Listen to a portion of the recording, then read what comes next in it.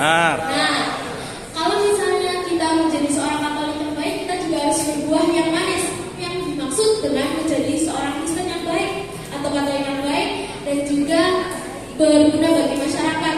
Menjadi seorang Katolik yang baik itu dimaksudnya kayak apa sih? Nah, kita bisa rajin berdoa dan rajin beribadah.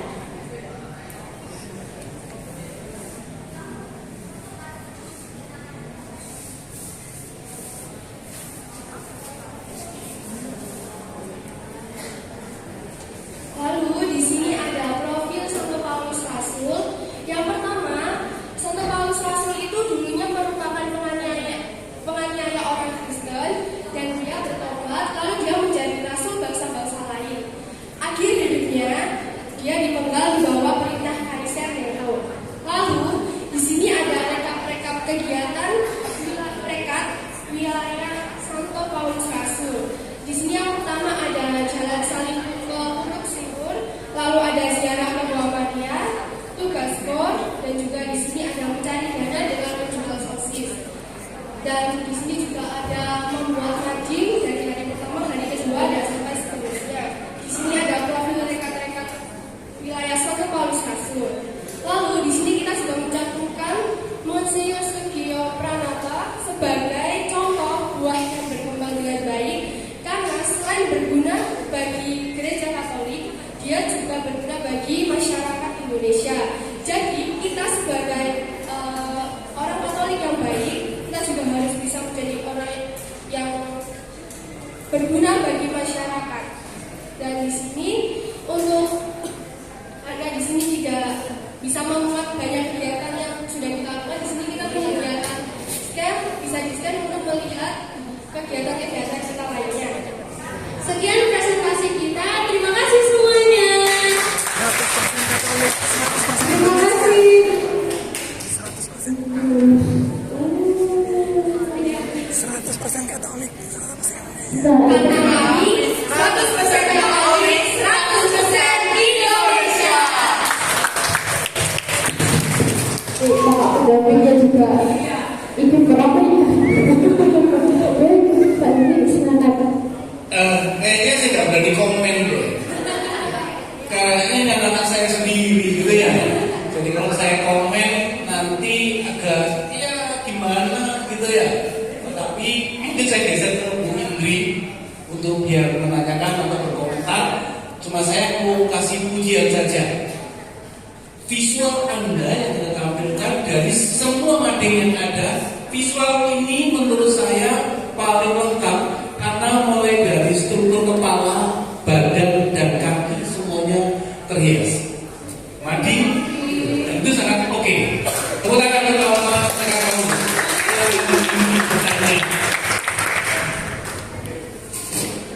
Baik, jadi saya mendapat limpahan, saya coba Pak Paulus kok yang menanya ini pada ini kan nggak mungkin.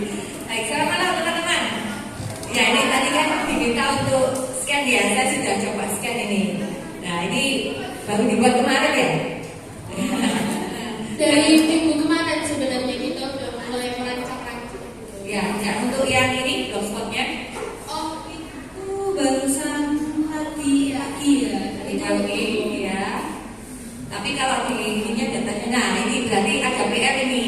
Meskipun sudah ikut lomba ini kan sudah dibuat nih blogspotnya ya. Berarti harus terus diisi ya. Dan karena ini adalah salah satu contoh Anda sebagai teman-teman ini sebagai remaja, ini cara untuk bisa menjadi yang terang dan terang, gitu ya. Jadi dengan ini bisa dibagikan ke teman-teman sekolah, teman-teman siapa yang butuh untuk yang baca-baca sesuatu mungkin yang ringan-ringan, ya seperti yang tadi disampaikan di sini tadi. Jadi aktivitas-aktivitas yang ringan yang nanti mungkin bisa juga menjadi inspirasi buat remaja-remaja Katolik yang dari luar sana, tidak hanya dari Salib Suci, tapi juga mungkin dari paroki lain atau mungkin dari tidak hanya di Keuskupan Surabaya, tapi mungkin dari keuskupan yang lainnya. Jadi tetap semangat, gitu ya. Ya, kalau saya lihat rekat di Santo Paulus ini kan memang cukup sulit, gitu ya. Kalau boleh tahu, oh ya kayak di sana sudah punya kue sendiri dan lain gitu ya. Kalau saya boleh bertanya nih teman-teman ini, nah, Bagaimana sih caranya? Jadi kan ada membagi waktu ya, ada harus sekolah, tapi tetap ikut kegiatan dekat. Cara teman-teman membagi waktunya bagaimana? Jadi kalau untuk saya pribadi ya, jadi yang pertama saya itu kan ikut ke acara sekolah. Saya itu selesaikan hingga siang dari pagi sampai ke sore. Kan untuk kita ada acara-acara rekat dari wilayah saya, itu kita kebanyakan dimulai itu malam, sekitar jam 7-an, jam 6-an, itu kita mulainya malam-malam. Jadi menurut saya udah gak ada yang harus saya pelajari lagi untuk dari sekolah. Jadi kita dapat lebih fokus untuk ke gereja karena kita sudah mengikuti pertemuannya itu pada malam hari. Jadi kita lebih santai gitu aja. Yang lainnya? Untuk saya ya, untuk manajemen waktu dari sekolah dan gereja, mungkin kalau misalnya dikasih tugas kayak gini ya, itu kan dilakukan saat malam supaya kita juga terlepas dari tugas sekolah dan bisa melanjutkan tugas seperti ini. Nah, menurut saya saat kita diberi waktu untuk mengerjakan sesuatu seperti ini, kita tuh harus melakukannya semaksimal mungkin, sebisa mungkin menyelesaikannya sesaat itu supaya kita bisa melanjutkan tugas sekolah atau bisa cepat pulang buat tidur untuk sekolah selanjutnya. Oke, sudah ada yang menambahkan? Sudah. Nah, kenapa kok saya perlu menanyakan itu? Karena kalau teman-teman beliau menyampaikan dan didengar oleh teman-teman yang lainnya, itu supaya bisa menjadi inspirasi juga.